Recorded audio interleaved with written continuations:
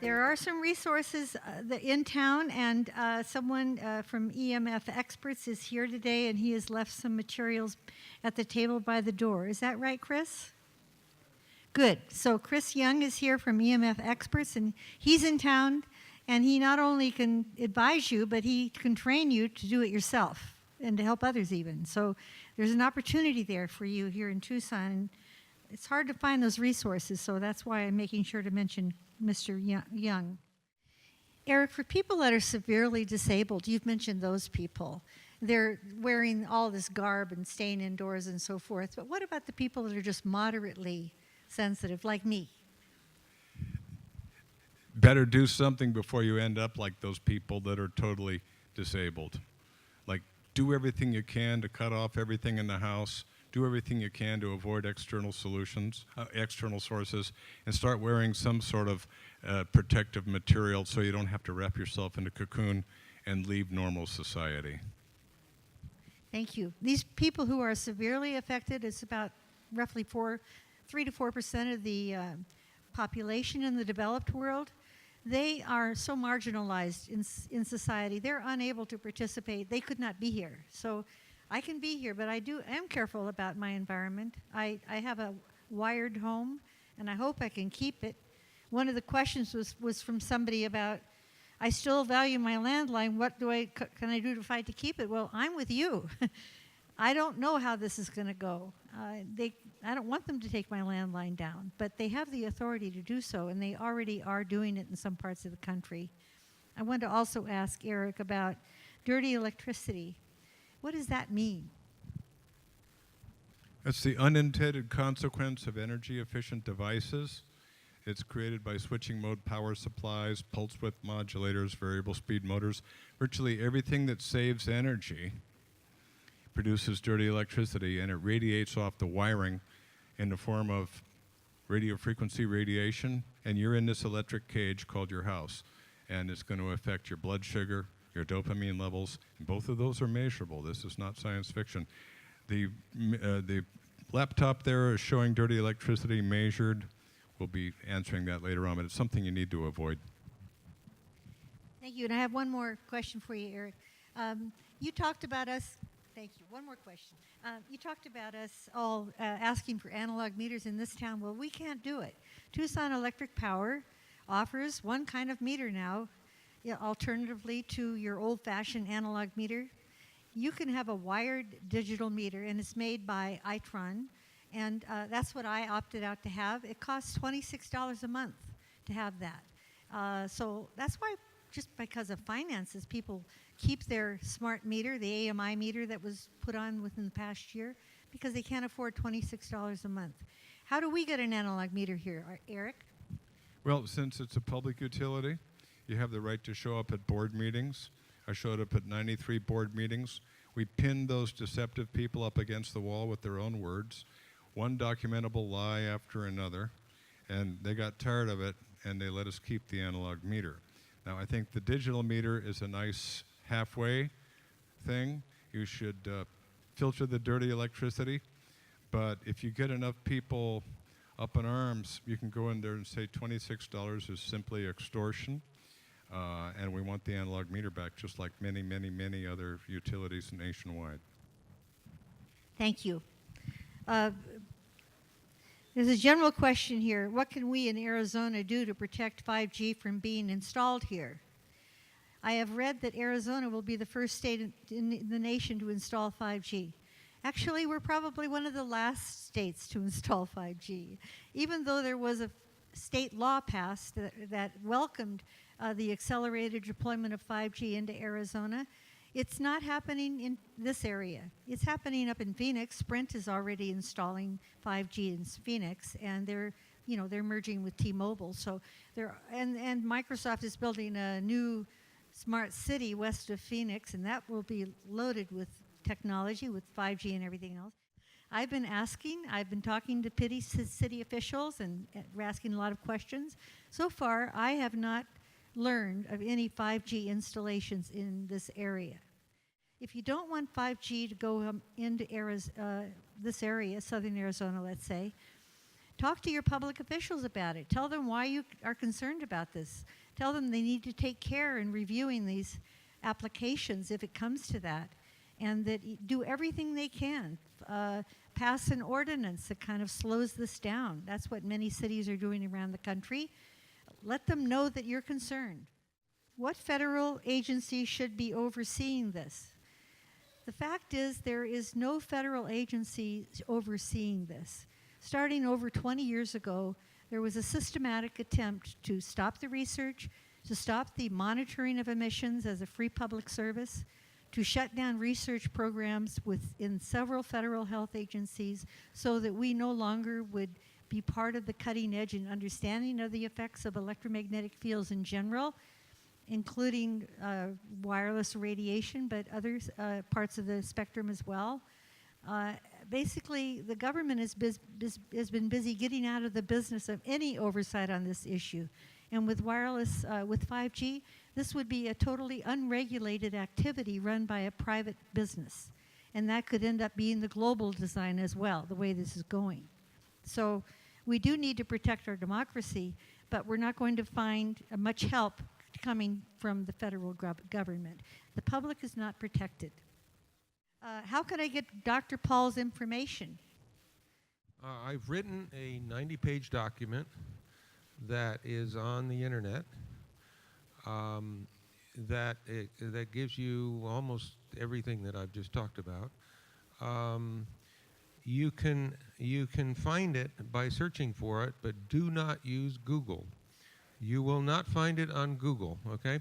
So if you put my name, Martin Paul, P-A-L-L, and electromagnetic, and 5G, and the date of it, which was May 17th, 2018, you should find copies of it. Do not use Google, use a different search engine, and you can download it and read it. Okay, so just my name, Martin Paul, P-A-L-L, put in electromagnetic, put in 5G, and put in the date, May 17th, 2018, and you should find it. What else beside EMFs might elevate cell calcium levels? And how do you isolate effects of EMFs, like calcium elevation? Okay, good question. Well, there are actually quite a number of things that raise intracellular calcium. A lot of chemicals can do that. They work through a different pathway. They don't work through the VGCCs, but you can get increases through that. Oxidative stress can activate some channels also, and that can lead to excessive calcium. And so you can see right there, you know, we've already talked about, you get oxidative stress, this will trigger another pathway to get you more excess calcium through a different route. Okay, how do you isolate the effects? I mean, these have been studied experimentally, and they've also been studied in things like occupational exposure studies. And so, you know, there are good data. They don't come from the U.S. We don't do anything. They all come from different places. But we have good data on, on the EMFs. We have good data on what happens when people live within 300 meters of a cell phone tower. We have good data on what happens from cell phone radiation. We have good data on what happens with Wi-Fi. None of these studies, not a single one of these studies, comes from the U.S.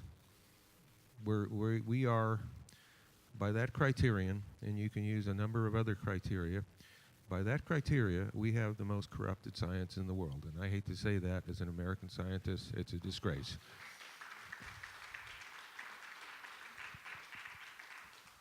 How do EMFs make plants more flammable? What EMFs do, that's a good question. I haven't published on this, by the way, yet.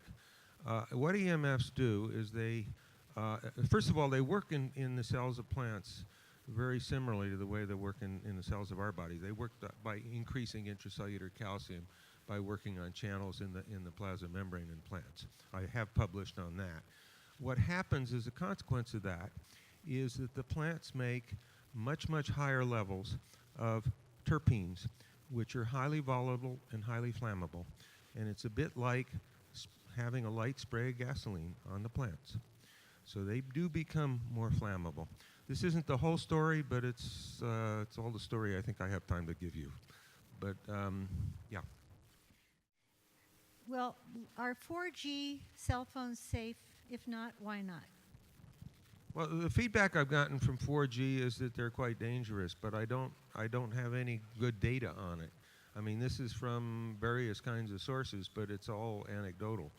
I don't know that there's been much, if anything, published on it. So my impression is that 4G is quite dangerous, but that's an impression I can't really document terribly well. What is fiber optic made out of? Glass. It's made out of very tiny, thin strand of glass, smaller than a human hair. And they bundle them together and pack in bundles of like 40, 50 fibers and put them in a plastic sheath. But it's just plain old glass, very clear.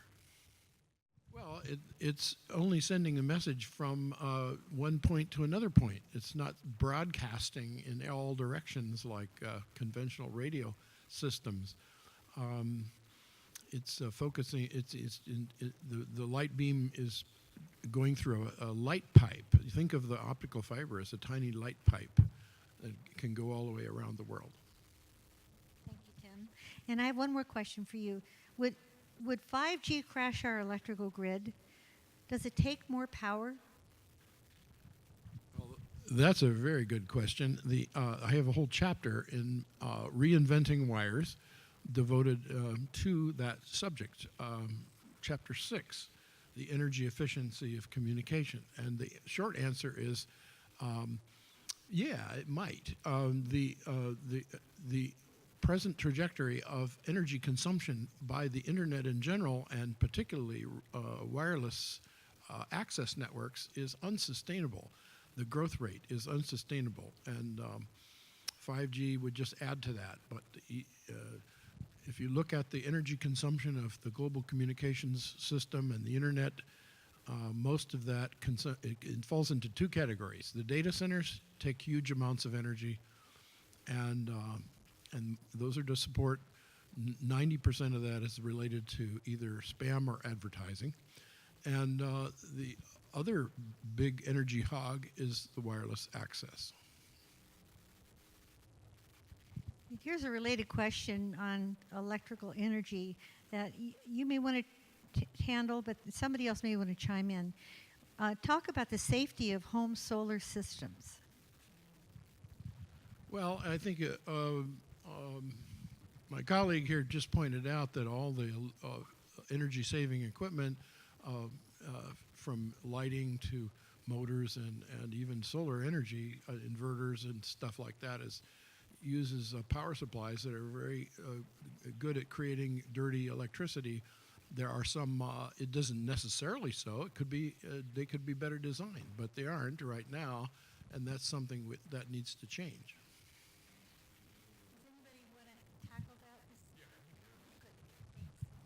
I have clients that have sued Solar City because Solar City put in a very effective but cheap and dirty solar inverter on the house next door. Therefore, the lawsuit's in the public record. They also, I've been sick twice from Outback battery backup solar inverter chargers. You can hold an AM radio in your hand, dial it down below 540, approach the house, and the radio starts buzzing when you're 25 feet away from the house. And it goes away when you turn off the solar inverter, so there's a lot of radio frequency radiation coming off. I felt so sick, I couldn't drive home. I missed lunch. I went to another house, did the same thing. I felt like I was drunk. I couldn't drive home at the speed limit. The dirty electricity from solar inverters is very real and very, very bad. I could just say the same thing is true of my Mac PowerBook power wall, power supply. Yes, and I also have experienced this in Tucson and in helping people in other places as well. These solar inverters can really be harmful. And I've tried to interact with one of our major solar companies here in town and coming up with the safest inverter I can find. And they are developing safer inverters, and they're coming out safer all the time. But this company will not interact with me about that. Is it useful to use EMF shielding devices on cell phones to lower EMF radio? I call those things high-tech rabbit feet. They don't reduce the energy, the electromagnetic waves that we measure with our meters. There's no detection of any change in the reduction of anything that obeys the laws of physics, from chips, decals, etc., on smartphones, back phones, anything. I think it gives you a good deal of hope, though. We do have a policy on that on the building biology website. It's a position paper. It says if it works, great, keep it. If it doesn't, send it back quickly and get a refund. Are there any studies being done using those of us who are already electrically hypersensitive? Yes, there is a physician at the UC San Diego Medical School. Her name is Beatrice Golem, and she's been doing a research project and testing people who are EMF sensitive. She has a whole history of looking at toxic substances and is very outspoken, a real strong advocate for people who are sensitive. And you can contact her if you can't reach her through going through the UC San Diego website. You can contact me, and I'd be glad to put you in touch with her. She has an ongoing research project. Why are our city council members not here? Well, is anybody here a city council member? Because I want to make sure that's true, they're not here. Well, it's not that they weren't invited. In fact, we let them know about this event. We sent them an invitation, in fact. We even set up a special meeting yesterday called Community Leaders Briefing. And we did get some RSVPs, but even fewer people than that actually came. This didn't hold us back. We went ahead full steam with the same program, only shorter, the one you're having with us today. But we did have the director of Raul Grijalva's office here yesterday. And people came from Cox as well. They were invited, and they came and sat and listened. And that's good, because we need to have a community dialogue about all of this. And Cox Communications wants to be a good neighbor and be a good partner. So we hope that they will attend. We want to talk with them. Found it. Can a Gauss meter register the dirty electricity from solar panels? I just put one up next door to her house, I guess. Absolutely not. Gauss meters for measuring magnetic fields. You need an AM radio dialed down below 540, and you also need a Stetzer meter. I'll have that on my desk up front if you want to come later and take a look at it. But no on the Gauss meter. I'll bring up Ashley Portman to see if the folks who are online who've been watching this have made any comments or asked questions that she'd like to bring to our attention. What can I do in my town to bring more awareness to 5G? This is also a question I've received from a lot of people. People are wondering if there's a toolkit or anything. What would you suggest somebody do randomly across the country? Do what we're doing. I've been interacting with groups all over the United States for several months now about 5G. And the reason why we decided to organize a coalition in southern Arizona, focusing on Pima County, but we're available to travel around southern Arizona, even up to Phoenix. In fact, we may be going to Phoenix in January to give a talk up there because they got wind of what we're up to. You know, all politics is local. If there's a problem, it can be solved by the people who are most affected with the people they elected to represent them. And so we need to start where we live, where we are, get together, share information. Our coalition has been meeting for about 3 months now, almost every week. And Ashley will tell you more about that in a minute. But we are creating a dialogue in the community. We have met with public officials. They know what we're doing. We invited them to this forum. And we're educating ourselves so we can educate others. That's how you do it. And there are so many groups forming around the country, testifying before their state legislatures, meeting with their local officials, helping to write protective wireless ordinances, staying within the rule of law, but trying to defend ourselves as much as we can while raising serious questions about what might be coming. That's how you do it. It's basic organizing. Thank you.